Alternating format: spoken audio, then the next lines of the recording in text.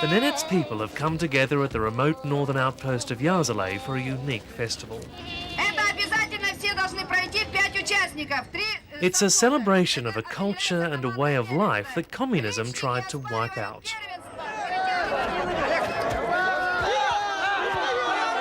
Under Stalin, their clan leaders and holy men were shot. The people were forced into collective farms.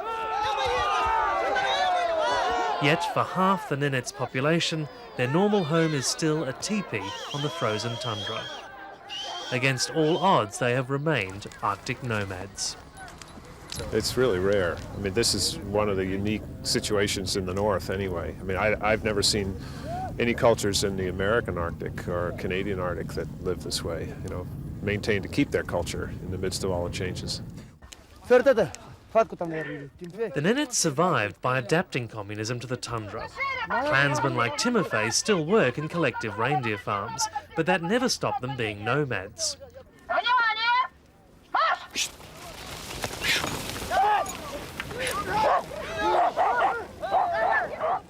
They farmed by herding the reindeer across the open plains, living as they'd always lived and resisting all pressure to move to towns.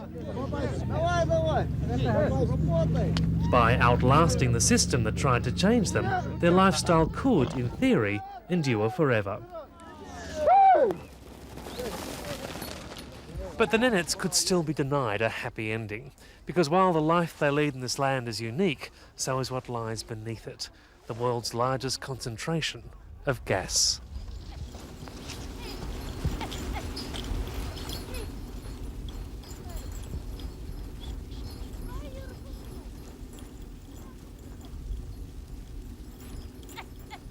The Nenets' land is littered with abandoned rigs, the legacy of failed attempts to extract 200 billion cubic metres of gas.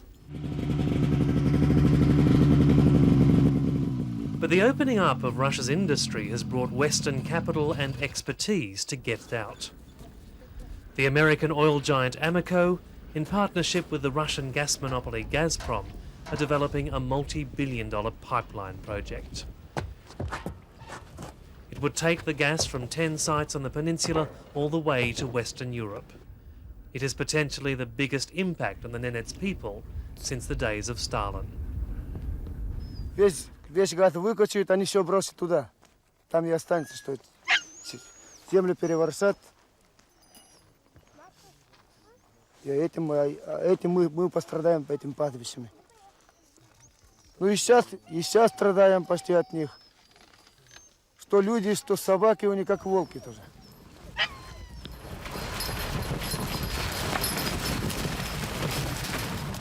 Timofei's home is the vast tundra of the Yamal Peninsula.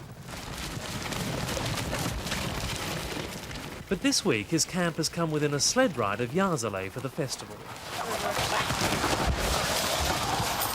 To see what the Nenets were scared of losing, we were given a rare and daunting opportunity, a chance to stay with Timofei's clan.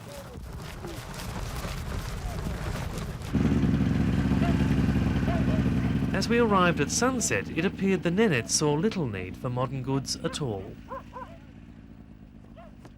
The adults had brought back a few basic items from the town store, condensed milk, some tea, but the children seemed happy just to be here. With the temperature plunging toward -20, Timofei quickly dispatched us to the teepees where we'd spend the night. Inside, the women had prepared a banquet of raw fish and reindeer stew. Elders like Nadia have chosen this life. As a child, she spent years in the town school, but returned to the tundra. She now fears her children may not have that choice. Это хорошо, плохо? Нам хорошо, да. Газ. Нам плохо. Почему? Потому что нашу землю отбирают от нас. А где дети наши будут жить? Не все же хотят в поселке жить. Вот, например, сын учится пока, потом вырастет. Он же не будет в городе жить. Не захочет. У него же олени будут, есть у отца наследство. Может, он хочет жить в тундре. А где он будет жить? Вот поэтому не хотим. Аркамбонная артезарча. Tatang kurang mah, kehenan lah nak kencing. Dia wedding go.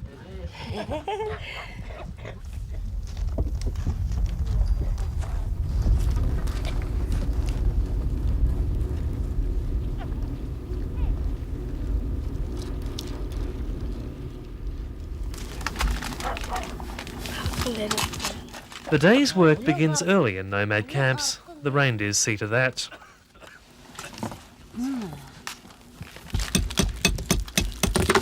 To survive the isolation and hardship of the tundra, the Nenets depend on two basic certainties: clean water and open pasture. The first chore for the women is to collect a chunk of frozen stream water for tea and washing. Then they saw some reindeer meat for breakfast.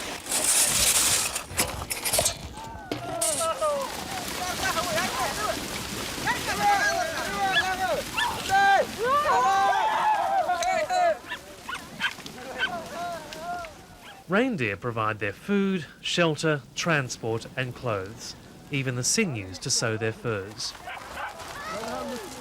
By migrating the herds, the Nenets ensure the moss and lichen on which they feed are never overgrazed. It's a delicate balance they have achieved over centuries. What they fear is that gas companies have no such concerns. Сами там сверху там решают, как там будет. До нас не доходит. Да и почти люди у нас тут малограмотные, говорить тоже не могут говорить.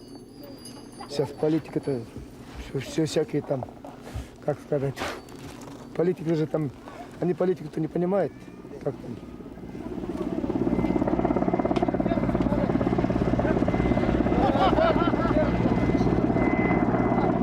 Back in Yazale, executives from Amoco have come to tell Nenets leaders they have nothing to fear and everything to gain. Their message is the pipeline can be built without harming the land or the reindeer migration. The pipelines will be installed in the winter when the permafrost is frozen, so there'll be very little damage to the permafrost at that point. With regard to the reindeer, the animals are herded, so the routes will be mapped prior to the development and crossings will be built for the reindeer. But the senior Nenets, like Timofei's leader Sergei Sarateto, just don't believe it. Потому что газ без ущерба добываться никак не может. Потому что приходят на добычу газа самые тяжелые машины. Очень тяжелые машины, которые, вот даже возьмем трактор, который весит по 40 тонн. Если проехал по тундре, это 40-тонновой, который весит 40 тонн, КМСУ. И след никогда не исчезает в земле. Шрам все равно останется. It's Russia's past record in exploiting gas and oil that has left the Nenets uncertain and deeply afraid. Vast areas of the western Siberian plain have been devastated by explosions and oil leaks. Development by cash-strapped governments has been guided by three principles: rapid construction, quick returns, and disregard for the environment and local people. But Gazprom insists they've changed. Конечно, а как же? Мы ознакомливаем с всеми нашими техническими проектными решениями. Доводим до сведения, они обсуждают, носят, да, с чем-то не согласны, находим, так вот работаем. Не так, как раньше навязывали, просто пришли, вроде отработали и ушли. Наследили или ушли.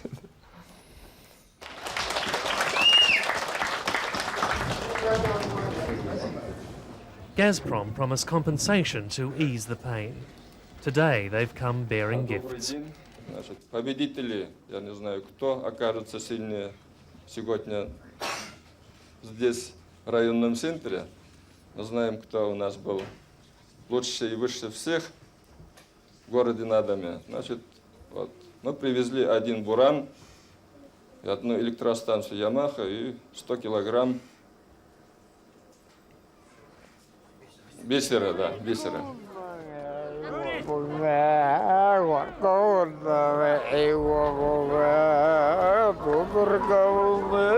But not everyone welcomes Gazprom's generosity. About half the Nenets on the peninsula succumbed to communist pressure to move to towns. Their fate has been unemployment and chronic alcoholism.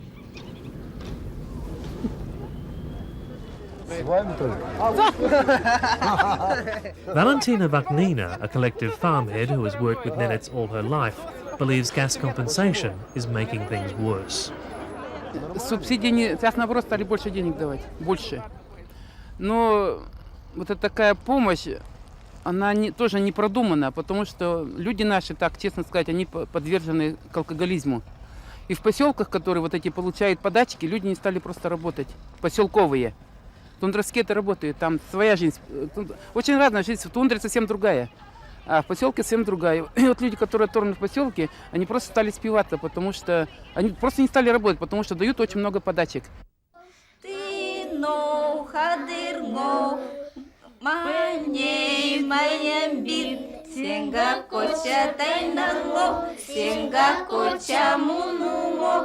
A sign of hope for the future is that Nenets' children are choosing their own path. At this school in Yazale, children spend 9 months of the year away from their nomad parents, but they are no longer forced to abandon their culture. A teepee helps the youngest adjust to life indoors. Songs and games help them keep their language. In a few days, they will join their parents for the northern migration across the tundra. And while they confess they'll miss their computers, they all say they prefer the tundra. Потому что там охоту ходим, на охоту. Еще почему? За арканием оленей. Оленей, арканье, еще что? Утром будет, не спать будут.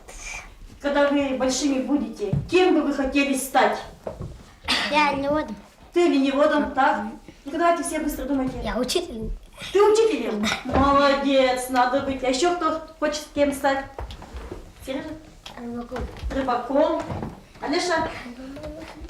Кем ты думаешь, вот, когда большим будешь, а? Ну? Начинай. The question for these children is how long they will have the choice. Amoco has pledged to respect the Nenets' culture and traditional roots. The company has helped fund the Smithsonian Institute to conduct the first serious study of the Nenets in 70 years. Amoco has been able to bring some new ideas and some new technology, and I think everybody's evolved. You know, Gazprom is thinking more about native culture, about how they can work together with the Nenets people, and we've been trying to help with that as well. There's going to be some hard times. They've got some bargaining to do, but I think the local people realize that they've got to have some economic support. They want their kids to go to school. They want to improve the towns they have. I think it's necessary, and I think it'll survive. But the injection of what could be $15 billion into the project could test that optimism to the limit. Sven Harkinson is spending 3 months with a nomad camp to follow the northern migration. He fears that after enduring the repression of communism, the Nenets may finally succumb to the lure of development. To be honest with you, it's going to change their lives probably forever.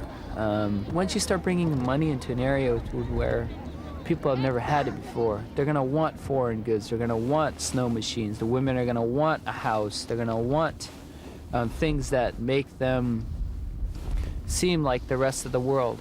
Alcoholism, violence, all of that will probably increase once more and more Nenets decide to live in the villages.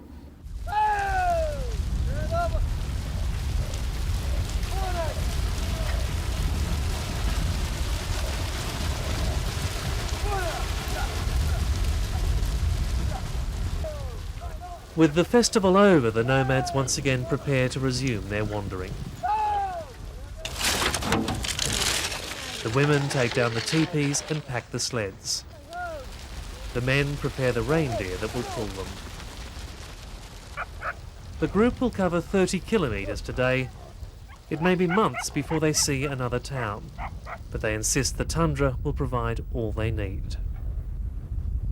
Если тундровик без оленей, он никогда не может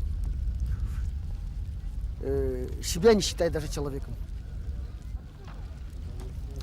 Допустим,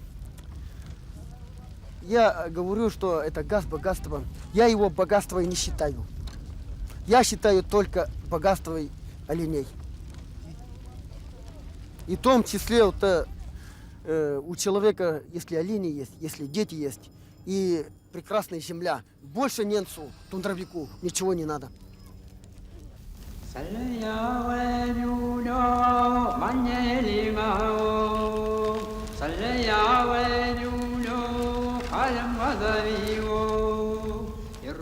The migration across the tundra is a unique and rarely glimpsed sight.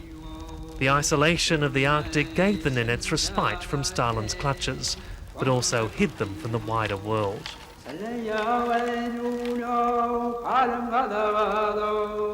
For 1,000 years, the Nenets have survived the coldest, harshest place on Earth. They could now be facing the hardest challenge of all. Issa motorato, penutapura.